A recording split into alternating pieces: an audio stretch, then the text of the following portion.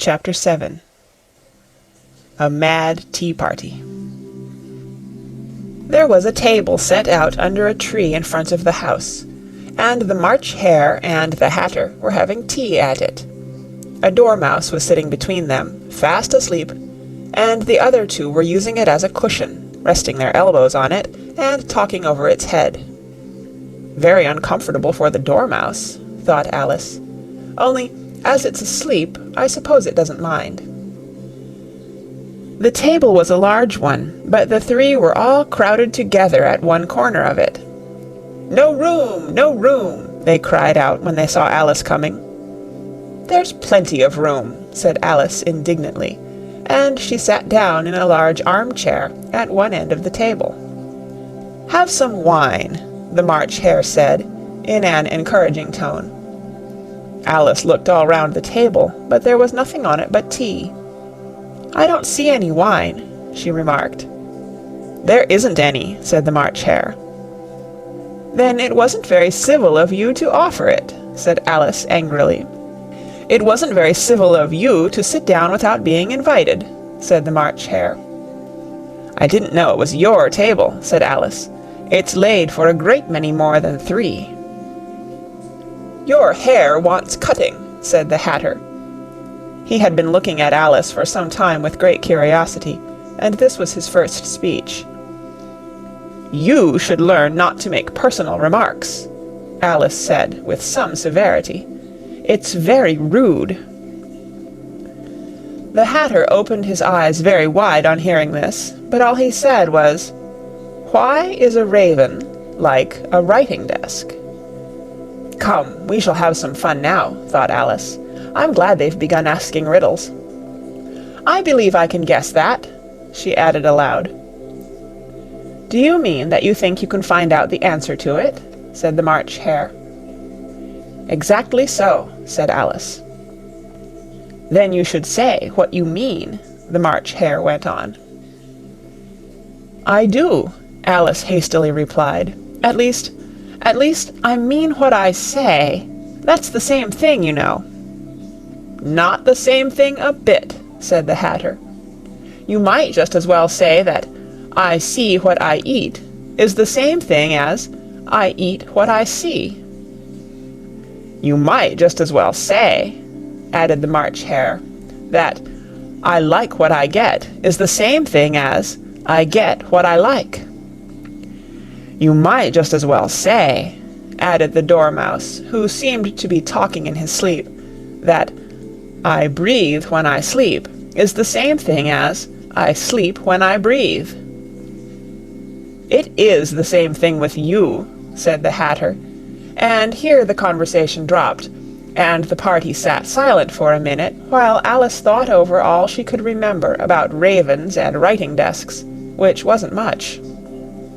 The Hatter was the first to break the silence. "What day of the month is it?" he said, turning to Alice. He had taken his watch out of his pocket and was looking at it uneasily, shaking it every now and then, and holding it to his ear. Alice considered a little, and then said, "The 4th." "2 days wrong," sighed the Hatter. "I told you butter wouldn't suit the works," he added, looking angrily at the March Hare. "It was the best butter," the March Hare meekly replied. "Yes, but some crumbs must have got in as well," the Hatter grumbled. "You shouldn't have put it in with the bread knife." The March Hare took the watch and looked at it gloomily. Then he dipped it into his cup of tea and looked at it again, but he could think of nothing better to say than his first remark.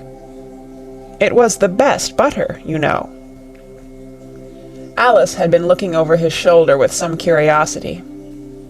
"What a funny watch," she remarked.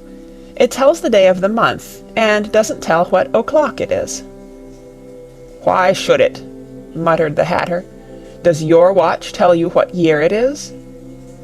"Of course not," Alice replied very readily. "But that's because it stays the same year for such a long time together." "Which is just the case with mine," said the Hatter. Alice felt dreadfully puzzled. The Hatter's remark seemed to have no sort of meaning in it, and yet it was certainly English. "I don't quite understand you," she said, as politely as she could. "The Dormouse is asleep again," said the Hatter, and he poured a little hot tea upon its nose. The Dormouse shook its head impatiently and said, without opening its eyes, of course, just what I was going to remark myself." "Have you guessed the riddle yet?" the Hatter said, turning to Alice again. "No, I give it up," Alice replied. "What's the answer?" "I haven't the slightest idea," said the Hatter. "Nor I," said the March Hare. Alice sighed wearily. "I think you might do something better with the time," she said, "than waste it in asking riddles that have no answers." "If you knew time as well as I do," said the Hatter, "you wouldn't talk about wasting it. It's him." "I don't know what you mean," said Alice. "Of course you don't," the Hatter said, tossing his head contemptuously. "I dare say you never even spoke to time." "Perhaps not," Alice cautiously replied. "But I know I have to beat time when I learn music." "Ah, that accounts for it," said the Hatter. "He won't stand beating. Now, if you only kept on good terms with him, he'd do almost anything you liked with the clock. For instance, suppose it were 9 o'clock in the morning, just time to begin lessons. You'd only have to whisper a hint to time, and round goes the clock in a twinkling. 1:30, time for dinner." "I only wish it was," the March Hare said to itself in a whisper. "That would be grand, certainly," said Alice thoughtfully. "But then, I shouldn't be hungry for it, you know." "Not at first, perhaps," said the Hatter, "but you could keep it to 1:30 as long as you liked." "Is that the way you manage?" Alice asked. The Hatter shook his head mournfully. "Not I," he replied. "We quarreled last March, just before he went mad, you know," pointing with his teaspoon at the March Hare. "It was at the great concert given by the Queen of Hearts, and I had to sing, 'Twinkle, twinkle, little bat, how I wonder what you're at.' You know the song, perhaps?" "I've heard something like it," said Alice. "It goes on, you know," the Hatter continued, "in this way. Up above the world you fly, like a tea-tray in the sky, twinkle, twinkle." Here the Dormouse shook itself and began singing in its sleep, "Twinkle, twinkle, twinkle, twinkle," and went on so long that they had to pinch it to make it stop. "Well, I'd hardly finished the first verse," said the Hatter, "when the Queen jumped up and bawled out, 'He's murdering the time! Off with his head!'" "How dreadfully savage!" exclaimed Alice. "And ever since that," the Hatter went on in a mournful tone, "he won't do a thing I ask. It's always 6 o'clock now." A bright idea came into Alice's head. "Is that the reason so many tea things are put out here?" she asked. "Yes, that's it," said the Hatter with a sigh. "It's always tea time, and we've no time to wash the things between whiles." "Then you keep moving round, I suppose," said Alice. "Exactly so," said the Hatter, "as the things get used up." "But what happens when you come to the beginning again?" Alice ventured to ask. "Suppose we change the subject," the March Hare interrupted, yawning. "I'm getting tired of this. I vote the young lady tells us a story." "I'm afraid I don't know one," said Alice, rather alarmed at the proposal. "Then the Dormouse shall," they both cried. "Wake up, Dormouse!" and they pinched it on both sides at once. The Dormouse slowly opened his eyes. "I wasn't asleep," he said, in a hoarse, feeble voice. "I heard every word you fellows were saying." "Tell us a story," said the March Hare. "Yes, please do," pleaded Alice. "And be quick about it," added the Hatter, "or you'll be asleep again before it's done. Once upon a time there were 3 little sisters," the Dormouse began in a great hurry, "and their names were Elsie, Lacie, and Tilly, and they lived at the bottom of a well." "What did they live on?" said Alice, who always took a great interest in questions of eating and drinking. "They lived on treacle," said the Dormouse, after thinking a minute or two. "They couldn't have done that, you know," Alice gently remarked. "They'd have been ill." "So they were," said the Dormouse. "Very ill." Alice tried to fancy to herself what such an extraordinary way of living would be like, but it puzzled her too much, so she went on. "But why did they live at the bottom of a well?" "Take some more tea," the March Hare said to Alice very earnestly.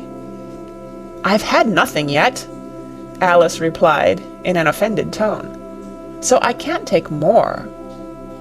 "You mean you can't take less," said the Hatter. "It's very easy to take more than nothing." "Nobody asked your opinion," said Alice. "Who's making personal remarks now?" the Hatter asked triumphantly. Alice did not quite know what to say to this, so she helped herself to some tea and bread and butter, and then turned to the Dormouse and repeated her question. Why did they live at the bottom of a well? The Dormouse again took a minute or two to think about it, and then said, "It was a treacle well." "There's no such thing," Alice was beginning very angrily, but the Hatter and the March Hare went, "Shh, shh," and the Dormouse sulkily remarked, "If you can't be civil, you'd better finish the story for yourself."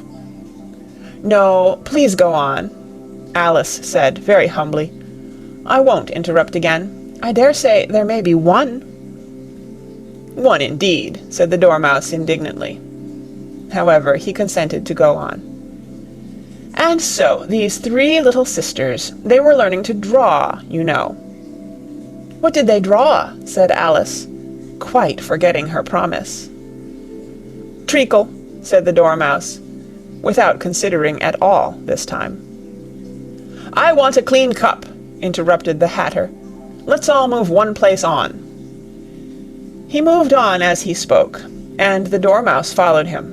The March Hare moved into the Dormouse's place, and Alice rather unwillingly took the place of the March Hare. The Hatter was the only one who got any advantage from the change, and Alice was a good deal worse off than before, as the March Hare had just upset the milk jug into his plate. Alice did not wish to offend the Dormouse again, so she began very cautiously. "But I don't understand. Where did they draw the treacle from?" "You can draw water out of a water well," said the Hatter. "So I should think you could draw treacle out of a treacle well, eh, stupid?" "But they were in the well," Alice said to the Dormouse, not choosing to notice this last remark. "Of course they were," said the Dormouse. "Well in." This answer so confused poor Alice that she let the Dormouse go on for some time without interrupting it. "They were learning to draw," the Dormouse went on, yawning and rubbing its eyes, for it was getting very sleepy. "And they drew all manner of things, everything that begins with an M." "Why with an M?" said Alice.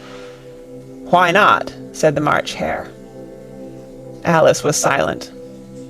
The Dormouse had closed its eyes by this time, and was going off into a doze, but on being pinched by the Hatter, it woke up again with a little shriek, and went on.